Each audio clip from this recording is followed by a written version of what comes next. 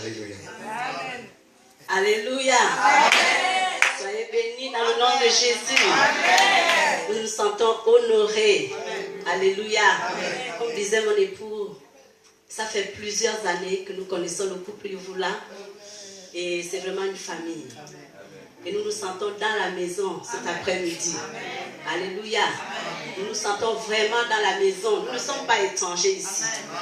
Nous savons que lorsque nous partons du Gabon pour la France, nous allons trouver une famille. Amen. Alléluia. Amen. Et donc vous faites partie des nôtres. Amen. Alléluia. Amen. Vous faites partie de notre famille. Amen. Et nous voulons vous bénir ce matin. Amen. Alléluia. Amen. Vous êtes beaux et belles ce matin à la gloire de notre Seigneur. Amen. Alléluia. Est-ce que vous pouvez vous acclamer vous-même?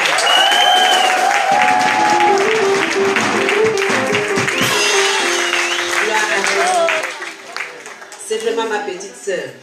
Dieu m'a donné une petite sœur. Ça fait 4 ans à peu près qu'on se connaît. 4 ans.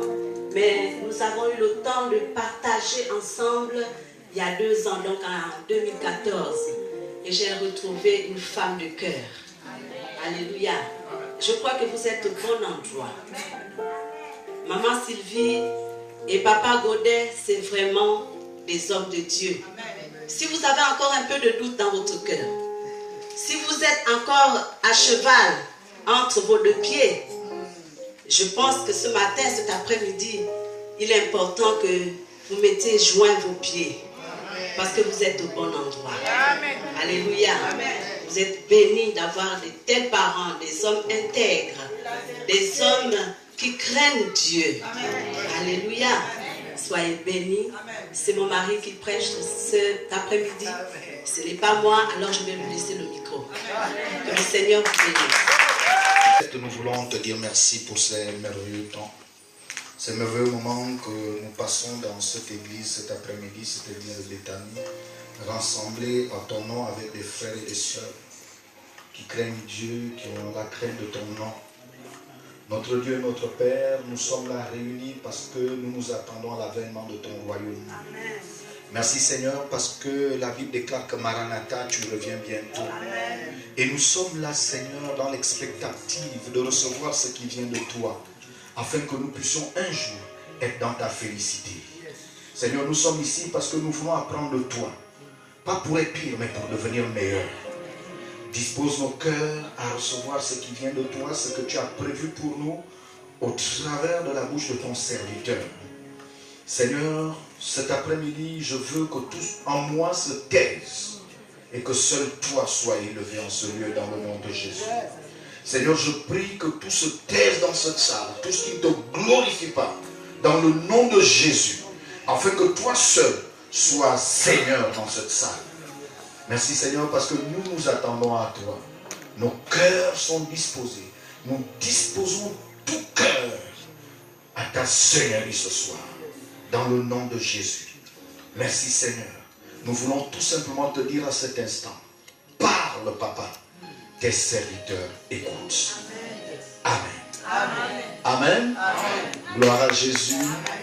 Est-ce qu'on peut ouvrir nos Bibles dans le livre de Luc, chapitre 19? Je crois que chacun a une Bible. Luc, chapitre 19. Et nous allons lire l'histoire du publicain Zachée.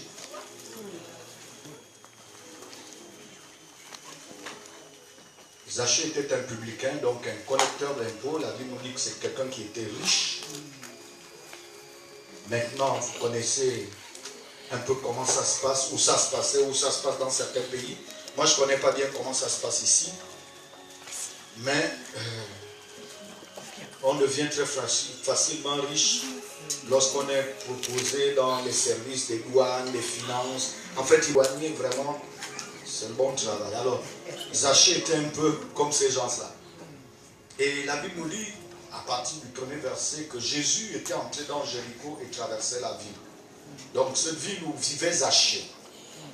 Et la Bible ajoute que voici un homme riche appelé Zachée, chef des publicains, cherchait à voir qui était Jésus.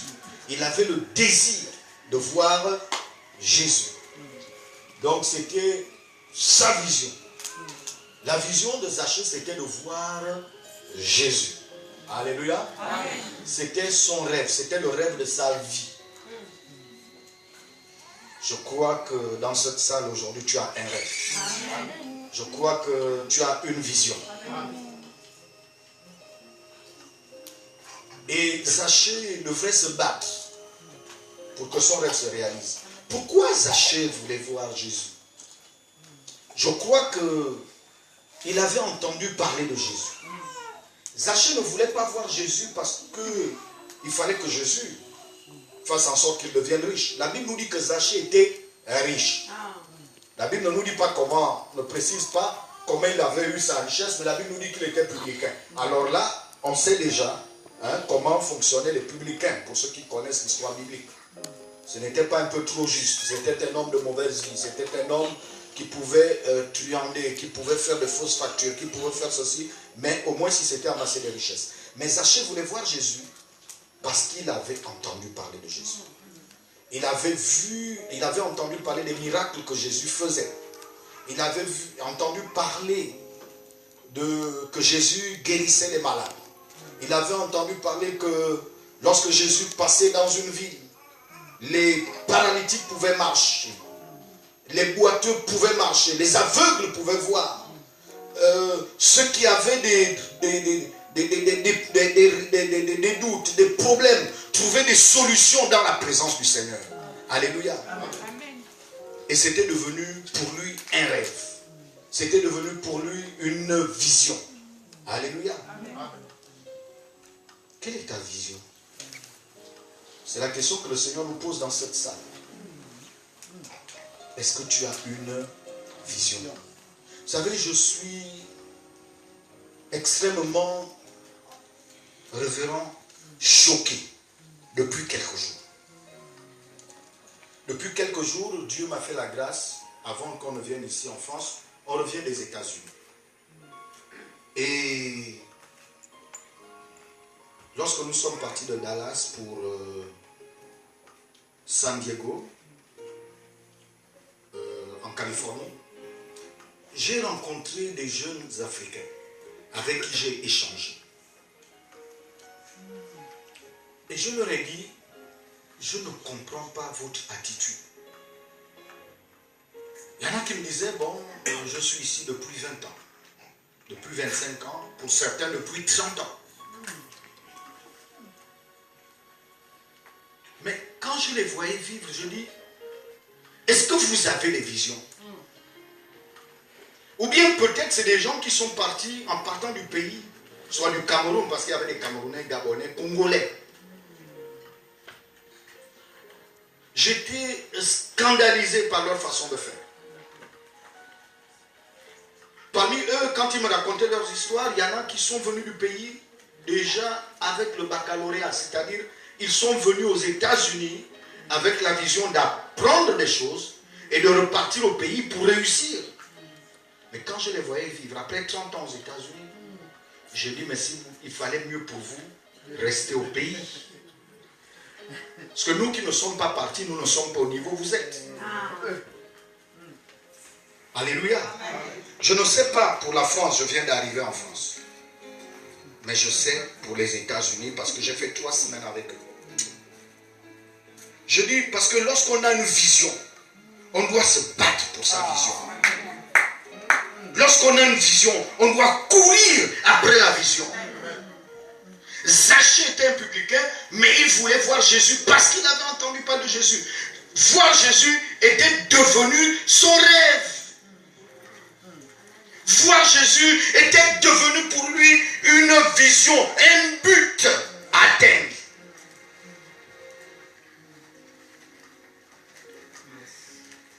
Et parmi eux, il y avait, je me rappelle de ce jeune Congolais qui exhortait l'autre.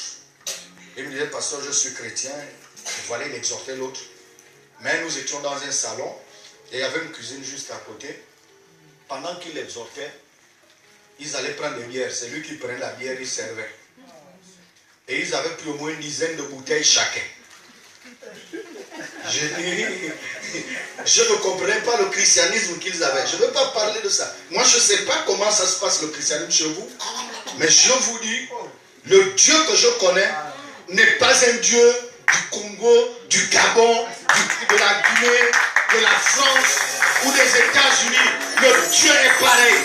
Dieu dit, il n'exauce pas les pécheurs, il n'exauce pas les pécheurs.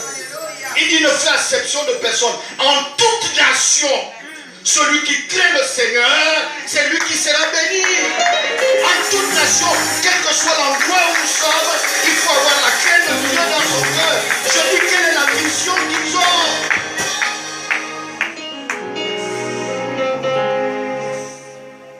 Il y a une jeune dame qui vient et qui elle aussi, voilà, pasteur, j'ai fait un rêve, Dieu m'a parlé. Explique-moi le rêve. Je dis, ah, excuse-moi, je ne suis pas spécialiste d'explication des rêves. Mais bon, parle, je vais t'écouter. Elle finit de m'expliquer ce que le Seigneur lui a dit. Elle sort de la salle. Et puis moi, je ne sais pas, poussé peut-être par l'Esprit de Dieu, je ne sais pas ce que je vais faire dehors. Je la trouve aller, elle a allumé une cigarette. Quelqu'un que Dieu est venu parler. Je dis, je ne sais pas si c'est le même Saint-Esprit qui vit en moi, qui vit en elle. Je ne sais pas si c'est le même Saint-Esprit qui parle. Alléluia. Alors je crois que Dieu veut parler à quelqu'un ce soir. Est-ce que tu as un rêve? Je dis, est-ce qu'ils ont eu des rêves? Tu es venu en France, est-ce que tu as un rêve? Est-ce que tu as un rêve pour ta vie? Est-ce que tu as un rêve pour ta nation? Est-ce que tu as un rêve pour ta famille? Est-ce que tu as un rêve pour ton église?